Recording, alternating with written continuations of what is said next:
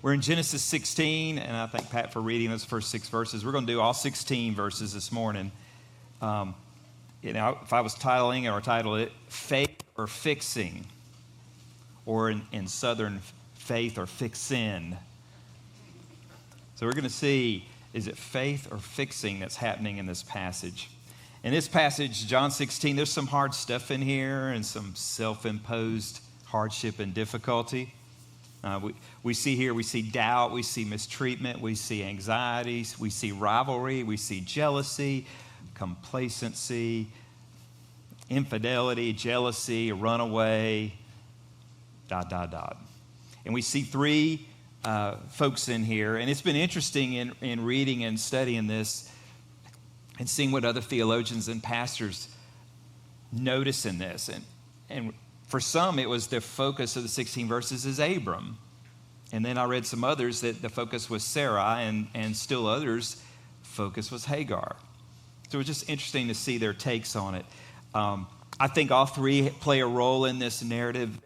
All 3 have their faults, their guilt, their sin, their desires, their plan, and they all play a role. I think Abram probably most accountable. He was the leader of the family and that extended family of folks in that community, and I would say he was most accountable, and he missed. And Sarah the same. Instead of trusting God, she decided that there was a plan needed to be made. And then you had Hagar, probably suffered the most, but also there was probably, in a sense for her, that if she could bear a son to Abram, who was the most powerful man in the region, then it would help solidify her standing and also her heritage and her offspring if she could have a son. So there's all 3 are kind of balancing what's going on here with God's plan or their plan. And I love Philip Bethencourt. He summed it up well, and I loved it. He said, the fundamental problem in chapter 16, he said, it's sometimes the people of God pursue the promise of God apart from the plan of God. And I think we see that in here. Now, in our culture, and probably most cultures around the world, there's a great celebration when there's an arrival of children. And we see the blessing, and we celebrate that as parents and as grandparents. And it's been fun for us now as first-time grandparents watching our son and daughter-in-law taking on the parental role and just enjoying to observe that, and also the blessings of being grandparents. And it's been fun to see. For Abram and Sarai, childbearing was in God's hands, and he had made a promise. But for them, there goes a season, and that's where we're going to hit here in Genesis 16, where they're still childless. And they've been together a while, and the people that are with them in their community are seeing Abram and Sarai, and month after month, year after year, it's just Abram and Sarai, no children. And so in the culture, the Babylonian had a code that if a wife was infertile and couldn't bear children, that she should and could present another lady to try to have children, and then the children could be adopted into the family and be legitimate heirs. And so it's not, when we look at it in our culture, we think, this is crazy. What was Abram thinking? But that wasn't totally out of the woods to think that way in that culture. And so that's what we have the table set. So let's look at verse 1. Abram's wife, Sarai, had not borne any children to him, but she owned an Egyptian slave, Hagar. Now, go back 10 years, Genesis 15, 5 and 6. It says, he, and that's God, took him outside, Abram, and he said, look at the sky and count the stars. And if you are able to count them, then he said to him, your offspring will be that numerous. And Abram believed the Lord, and he credited it to him as righteousness. So in that moment, 10 years earlier, God made the promise, and Abram believed. And probably a lot of excitement because they'd already had a season of not having children. But here we have verse 1, month after month, year after year, Sarah would look to Abram and just shake her head, and the sadness that was there, not pregnant. I can imagine that Abram would put his arms around her and remind her that he loved her. And I would hope and think that he was also going, let's just remember what God said. But time passes. Doubt creeps in. Now, we see in this verse, we see our three. We see Abram, we see Sarai, and we see Hagar. And we see the contrast of the two ladies. So one is the wife and one is the slave. Or as I think in Pat's translation, handmaiden or maidservant. Those are other things. So it's a little different when we see this slave, and we'll come back to that in just a second. But in the culture, if a woman was barren, the culture would kind of go, there's something wrong there. Maybe she's accursed. Maybe it's punishment if she can't bear children. And so kind of that's the weight that Sarai was kind of hanging on and carrying there, especially as the years passed. And she probably wondered, am I the problem? Did God make that promise? Or am I supposed to be the one that's going to be providing the children for an heir? It doesn't seem like it. All these questions are probably flying around in her head. And it says she had an Egyptian slave, Hagar. And slave here, maidservant. Hagar was from Egypt. And probably not a common slave, more probably like a personal servant. I'm going to guess that maybe Sarai and Hagar had kind of a friendship, a personal connect. I would think that Sarai would have somebody, if it was a personal servant, that she would connect with her and like being around and appreciate that. And I think even going back the same for Hagar. But Hagar means, it's Arabic for flight, which we'll see a little later when she runs away. So we don't know if her name actually was indicating what she was going to do, or after what she did, it kind of spun to that's what her name means, flight. It's also understood to mean fugitive or immigrant. So interesting. We don't have any record of genealogy in the Bible. Now, legend says, so I do think it's legend and not likely, but it was interesting when I was reading this. Legend says she was the daughter of Pharaoh.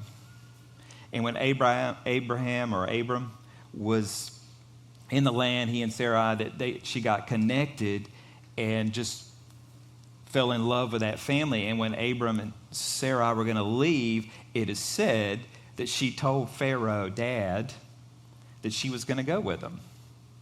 And it said that Pharaoh looked at her and he said, you will just be a handmaid to them. And she responded and said, better to be a handmaid in the tents of Abram than to be a princess in the palace. Now, that's legend. Probably likely Egyptian slave girl. Sarai had pulled into the family and she began to serve, and then when they left, she left with them. And we go to verse 2. Sarah says to Abram, since the Lord has prevented me from bearing children, go to my slave, and perhaps through her I can build a family. And Abram agreed to what Sarai did. Now, remember in the Bible, there are parts of the Bible that are descriptive, not prescriptive. So it's describing what's happening. It's not saying, hey, do this. And all the guys in the room said, what was Abram thinking? But this is descriptive. So I think some I've heard where they'll discount the Bible because of all these, we see people doing things that are wrong or bad or sinful, and they kind of discount the Bible. For me, it kind of echoes true because it expresses the good and the bad. The Bible's not sugarcoating or hiding things or covering up. It just puts it out there. And we see in Scripture, even godly people sometimes do ungodly things, that they don't do the plan and will of God. And we see that, and it's happening here. So again, this is descriptive, not prescriptive. Time's passed, and it's interesting. I guess she's questioning God or second-guessing God when she says, since the Lord has prevented me from bearing children. So I got a little bit of blame going out. And I don't know how long she thought this, but here is, she's verbalizing it to Abram. She's kind of at her end. It's been 10 years, barren. And actually in that culture, there was actually an indication or a law that said if a wife could not bear a child for 10 years, that she could be divorced. Kind of a Babylonian belief. And I don't know if that kind of crept into her as well, going, it's been 10 years. But I feel confident Abram was loving her still, but she still had her doubts. But she said, since the Lord has prevented me. Now, if you go and think about Hebrews 11, that's the hall of faith. And if you run through that, it's the by faith, by faith, by faith. Sarai's in it, in Hebrews 11:11. It says, by faith, even Sarah herself, when she was unable to conceive offspring, even though she was past the age, since she considered that the one who had promised was faithful. And so she's in the hall of faith, but in this passage, we're seeing where she had her doubts. And she tries to fix things, as we're going to see, or as we see. So I think we would think, well, why did God wait 10 years? We don't know exactly, but I think we can probably say that God is to get the glory. And then 2 is probably to test their faith. And here at this 10-year mark, they're really struggling. And so she says, go to my slave. Perhaps through her I can build a family. And Abram agreed to what Sarai said. And so again, that seems crazy to us. And one commentator said it's almost like an ancient saying to the saying that we hear today, God helps those who help themselves, which is not biblical. But here, Sarah's going, okay, maybe this is the way God's going to do it, or maybe I need to help God along, or maybe God's forgot the promise, and let's try this plan. I'm going to give Hagar. And again, I think they had a connect, which is going to get fractured in just a moment. But I think they had a connect, and she trusted Hagar, but she told Abram, let me give you my slave, my servant, my handmaid. Now, again, the Bible's descriptive. It doesn't stop here and go, Abram shouldn't do this. It's almost like assuming that the reader's going to know that. And for us, 2,000 years after we have the full New Testament, we can sing, Abram shouldn't have. Why was Sarah thinking that? And that's what we get for the hindsight. But I think we can all look in our lives and probably evaluate times or seasons when we got ahead of God, or we knew a promise of God, but we didn't really put our faith in. We tried to fix things or change things. And that's what's happening here. God created marriage for one man and woman. And the first departure for that was in Genesis 4:19, where Lamech took on more than one wife. But if we take out the kings, a lot of kings had a lot of wives and concubines. If we take them out, there's only about a dozen, maybe a dozen and a half instances where there's multiple spouses. So it's not the norm. The norm for the Old Testament is one man, one woman. That's what's held up. That's God's standard. That's the way God made it. But we, obviously, as we read Scripture, we see where people were deviating from the norm. And here's Abram, Sarai doing the same thing. And it probably for them, it looked pretty bleak. She's probably thinking, I've gone 10 years. There's absolutely no way now I'm going to have a child. How can God come through now? Think about that Friday Jesus hung on the cross. It looked pretty bleak then too, but victory was coming. But it was probably a very dark day then too. But God was going to show himself mighty when Jesus rose from the dead. God's going to show himself faithful to Abram with his promises, in spite of them making their plans. Verse 3, so Abram's wife Sarah took Hagar, her Egyptian slave, and gave her to her husband Abram as a wife. And this happened after Abram had lived in the land of Canaan in 10 years. That's where we get the 10 years. So 10 years, she gives Hagar to him, and Hagar becomes like a secondary wife, a concubine.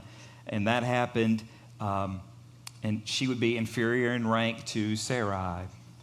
But it's happening in Scripture to have children. And so they don't have an heir.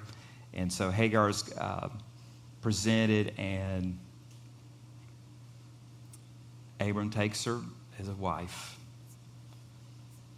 Now, we see this too. This isn't the only time it happened. Rachel and Leah did it to Jacob. And even though we see it, again, descriptive, it's not prescriptive. It's not God's plan. But here, so Abram, he could have probably stepped in and said, wait, Sarah, let's wait longer. He could have. Maybe he started to have his doubts too. Maybe her doubts and anxiety got contagious and he took it on too. We don't know, but he did agree and took Hagar. Verse 4 says he slept with Hagar and she became pregnant. And when she saw that she was pregnant, her mistress became contemptible to her.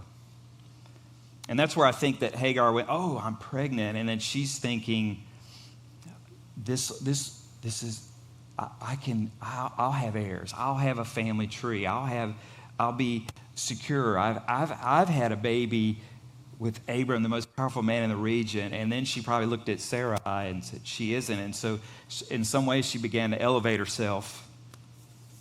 And so you kind of just see that tension building now.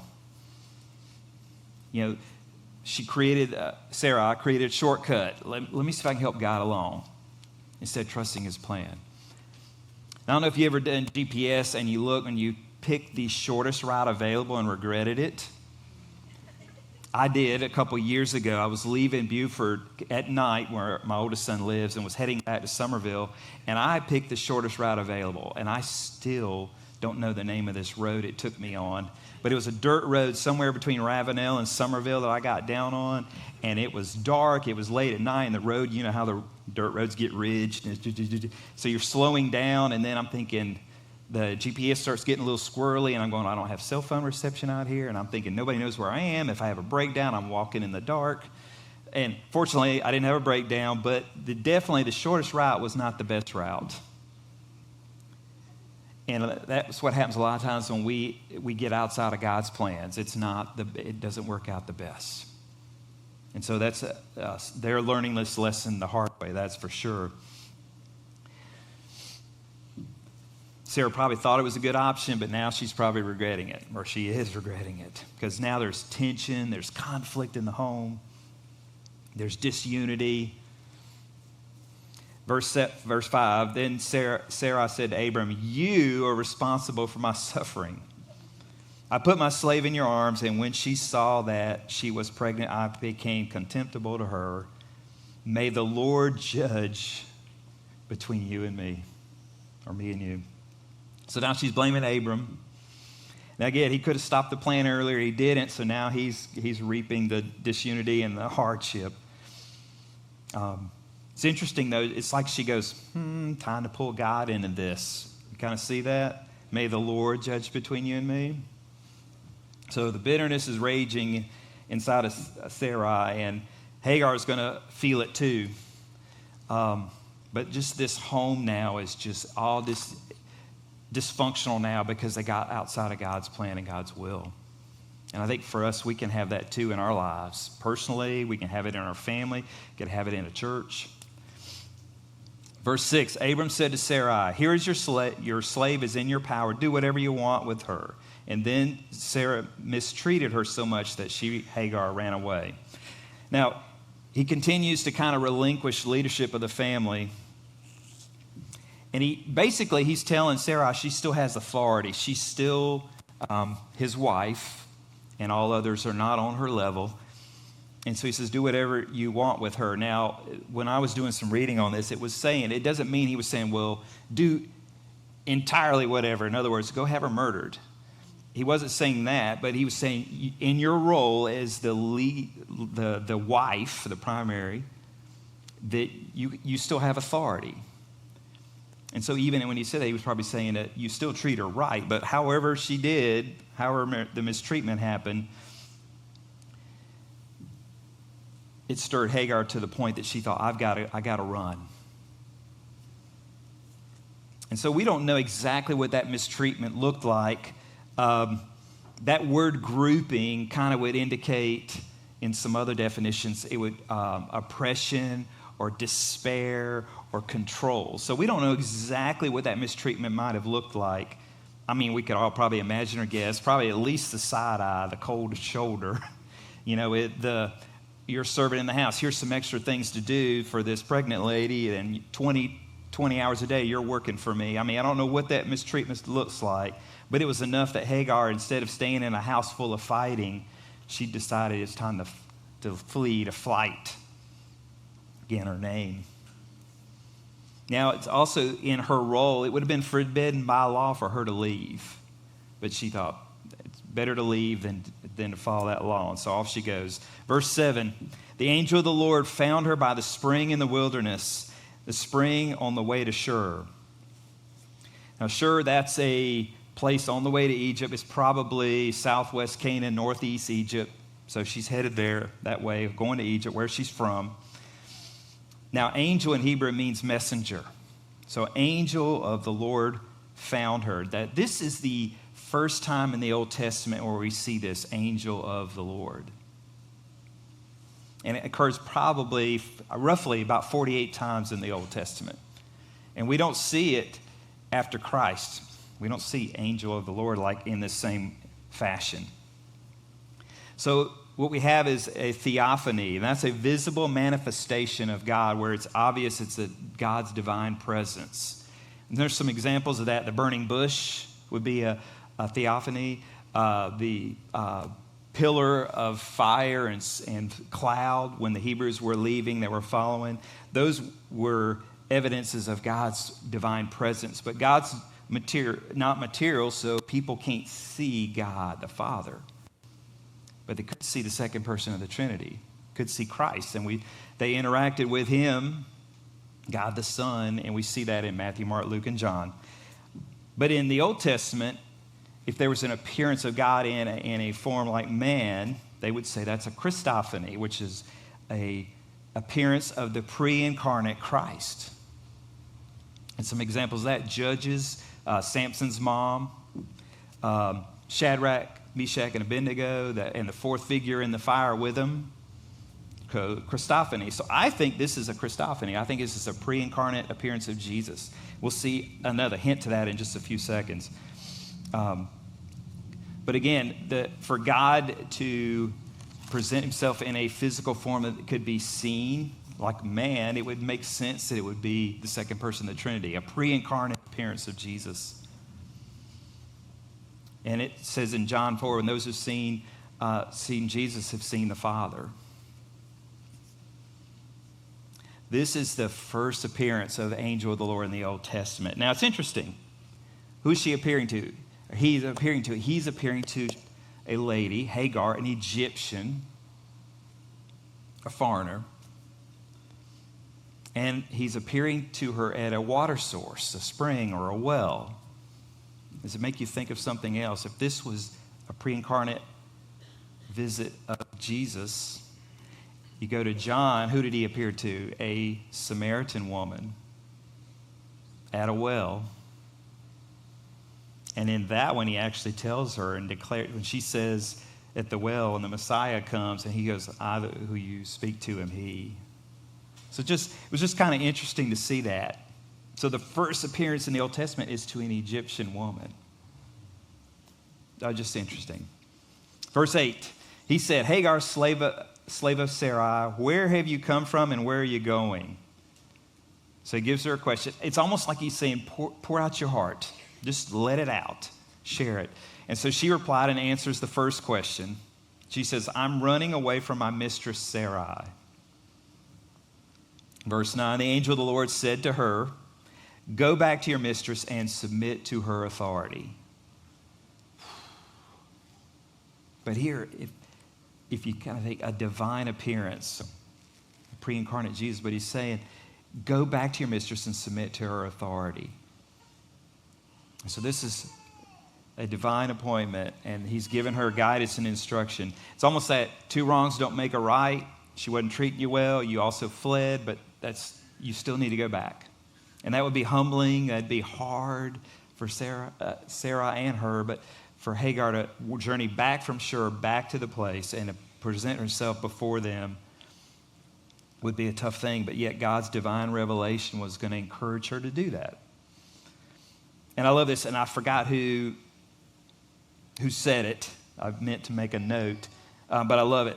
It says, God delights to show mercy and give relief, but also confronts them with their responsibilities. He was doing it there, and I think he does it with us. And aren't we grateful? Even in the midst of giving his mercy, his grace, his peace to us, but he doesn't tell us just to shirk our responsibilities or to not have to do what's right. So a great lesson for us. Verse 10, the angel of the Lord said to her, I will greatly multiply your offspring, and they will be too many to count. So now she knows that this one inside of her, there's a promise now that this child will be born. And so it's kind of that give it here, you need to go back, but you're going to be blessed. You're going to have a child, and there'll be too many to count. Angel of the Lord said to her, you have conceived, and you will have a son, and you will name him Ishmael, for the Lord has heard your cry of affliction. Now, Ishmael means God hears or God shall hear.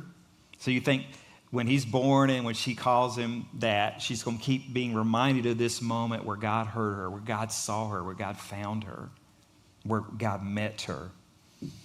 And I love that. It's just really a kind of a snapshot. God cares for those that are afflicted. God cares for those that are abused. God cares for their unborn. And so Ishmael's very name, God hears, and he hears us as well.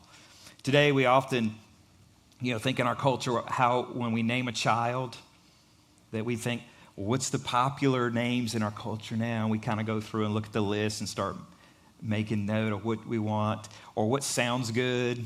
I know when we were naming our four, we wanted at least one of either the first name or the middle name to somehow point to the gospel or point to the Bible. And so that was kind of where we did. But others might say, well, we named ours with family tradition. But in those days, they would name a child based on words that maybe were spoken around the time of birth, or something that was related to the circumstances around the birth. For instance, Rachel, when she had her last son and she was dying in childbirth, she named him Ben-Oni, which means my painful son, though Jacob would later rename him Benjamin, which means son of my right hand. Some occasions, God revealed the name before birth. He does here, right? But he also did with Isaac, which means he laughs. When you're going to have a child in old age, and there was laughter, but it happened. Also, Jesus, which was the Greek version of Joshua, which means he saves. So they named this one Ishmael. He says, you're going to name him a son. And this man, verse 12, will be like a wild donkey. Whew, I don't know. His hand will be against everyone, and everyone's hand will be against him, and he will settle near all the relatives. And I'm thinking, she's probably, his son, Ishmael, God hears. He'll be a wild donkey. But anyway, the angel basically is saying he's going to be an independent, rugged, good mountain man, kind of maybe even combative, just very individual. We see even in Genesis 21, he got very skilled as an archer. But he would be the founder of the Arabs. So now you see that disunity, that conflict between Sarai and Hagar is going to be in their descendants. And we see it today. Doesn't mean all of them, but in general, there's conflict. Verse 13, so she named the Lord who spoke to her, you are El Roi, for she said, in this place have I actually seen the one who sees me. This is why I think it's a Christophany, a kind of appearance of the pre-incarnate Jesus. It says she named the Lord. She recognized this is a divine moment. He said, you are El Roi, for in this place have I actually seen the one who sees me. And when Juan and I were newlyweds, we were living in Atlanta, and we were looking for a church. And I was working at JCPenney, and she got a job as a nurse. And she grew up in a small church where everybody knew everybody, probably 60 to maybe 80 on a good day at church, and everybody knew everybody. And I grew up in a church probably about 400. And so I think I saw a new face every Sunday. So we had very different views on where we wanted to be members as a couple. And so for a couple months, we're kind of visiting different churches, and we went from little to really big to in the middle, and we can't quite get settled on where. And so we're just continuing. We kind of are visiting a church, and I'm already thinking, I think this is it. I think this is it. This church is First Baptist, Smyrna, Georgia, right outside of Atlanta. And in my mind, I'm thinking this would be a great fit, but I know Juana's not quite there yet. And this is old school Baptist, so just as I am, come forward, and if you're ready to join or ready to come to faith. And I'm ready to go, but I'm like, I'm not going to go without her, and we need to talk some more, but we'll have to talk this afternoon, I'm thinking. Well, when he prays, it's one of those where then we sing, and he's headed out the back door as fast as he can so he can be at the door to greet everybody on the way out. And we'd had very little interaction with him other than a quick handshake on a previous visit or two. But as he came by me, he grabbed my elbow. He didn't stop. He just kind of, and it was like, and I remember thinking at the time, he noticed me. This crowd of 300 to 400 people, and he noticed me and did that. And I was far enough back that it wasn't like he grabbed everybody, okay? he just grabbed me, but that's what I thought, wow, he noticed, and we talked, and we joined, and we loved it, right? So a little bigger than her home church, but it was great. But that being noticed, and that's where Hagar is, he sees me. And the thing is, God sees you. God notices you, and God knows your heartaches. He knows your joys. And God has a plan. So men, let's lead our families well, right? Let's don't be Abram and not lead well. Let's lead, let's pray, let's shepherd our families.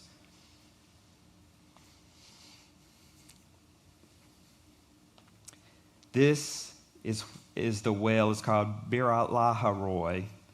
It is between Kadesh and Bered. And the name of the well, let me go back real quick.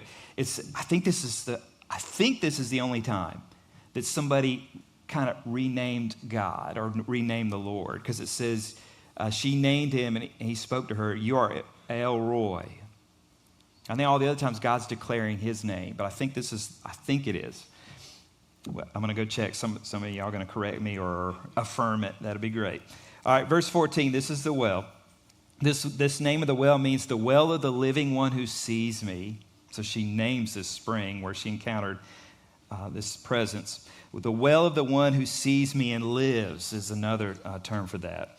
So God honors his promises, even when his people get off plan. And that's what was happening here. They made mistakes. They got ahead of God or got outside of God's plan, and there was difficulty and consequences and hardship. But God was going to get them back on track. But I think this shows, even in the midst of this, that God's compassion was great for his people and even for outsiders, his compassion for Hagar. So verse 15, so Hagar gave birth to Abram's son, and Abram named his son, whom Hagar bore, Ishmael. God hears. And we don't know a lot of the detail other than we know that she apparently did what he said, the angel of the Lord said. She went back, and apparently Sarai took her back, accepted her story, and Abram accepted it too, and even took responsibility for his son, Ishmael. And it says he was 86 years old when Hagar bore Ishmael to him. It's going to be over a decade before Isaac comes along. So they got some more waiting to do. But when it happens, and I think Darren will get to it soon in Genesis, when it happens, it'll be, again, glory to God. So back to the beginning of this, with this reference. Sometimes the people of God try to pursue the promise of God apart from the plan of God.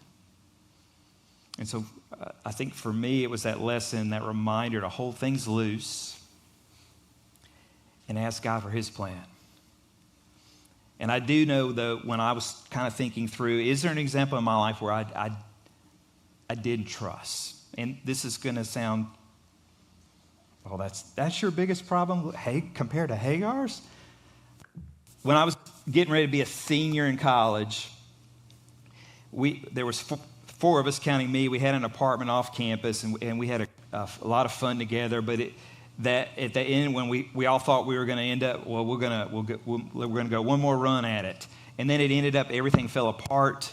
That we all four couldn't room together. I think one guy, he ended up go do a co-op, and so he left, and another guy changed plans, and next thing you know, all that falls through. And it was already late in the day, and I'm thinking, I'm going to be a senior. I got to move back on campus, probably in a freshman dorm. Boy, I'm really excited about this.